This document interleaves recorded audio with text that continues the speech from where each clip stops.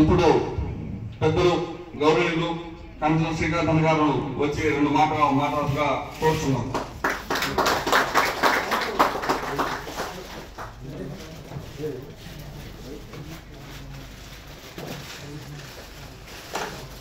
అందరికీ నమస్కారం.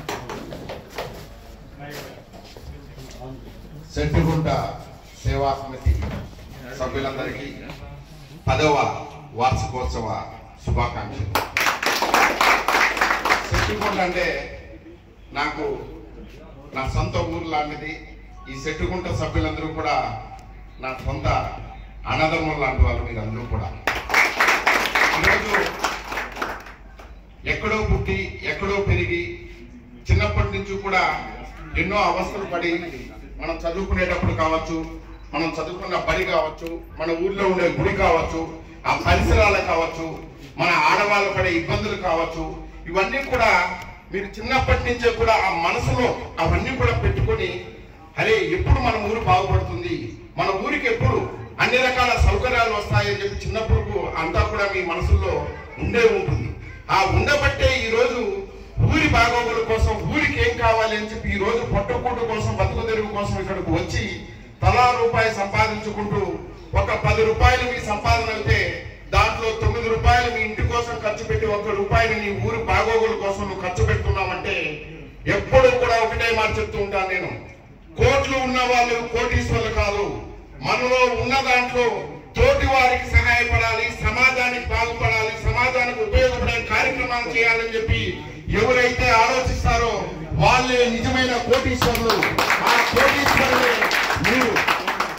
ఈరోజు ఒకరిద్దరి ఆలోచనతో మొదలైనటువంటి ఈ సెట్టిగుంట సేవా సమితి ఊర్లో ఒక బడి గురించి మీరు ఆలోచిస్తున్నారు, ఒక గుడి గురించి ఆలోచిస్తున్నారు, ఒక శ్మశాన వాటి కోసం మీరు ఆలోచిస్తున్నారు. ఊర్లో ఎవరైనా ఇబ్బందులు పడితే కులమనో మతమనో చూడకుండా మీరు ఊరిలో ఎటువంటి వారికి ఎలాంటి ఇబ్బంది వచ్చినా ఏదన్నా యాక్సిడెంట్ల పరంగా కావచ్చు, ఆరోగ్య పరంగా కావచ్చు, లేదా నీటి కుళాయిలు కావచ్చు, ప్యూరిఫైడ్ వాటర్ ఫిల్టర్లు కావచ్చు, శ్మశాన వాటికలో మీరు చేసినటువంటి కార్యక్రమం మన అక్క చెల్లెళ్ళందరూ కూడా అక్కడ పోయి ఎక్కడో చాటుగా చీరలు అయ్యి అడ్డం పెట్టుకొని అక్కడ బట్టలు మార్చుకుంటూ ఆ కార్యక్రమాలన్నీ అక్కడ చేసుకుంటే చెలించిపోయి ఈ రోజు శ్మశాన వాటికలో మీరు కర్మకాండల వాటికలు స్థాపించడం అనేది నిజంగా ఎన్నో గ్రామాలకి ఇది ఆదర్శంగా ఉంది. ఈ గ్రామాన్ని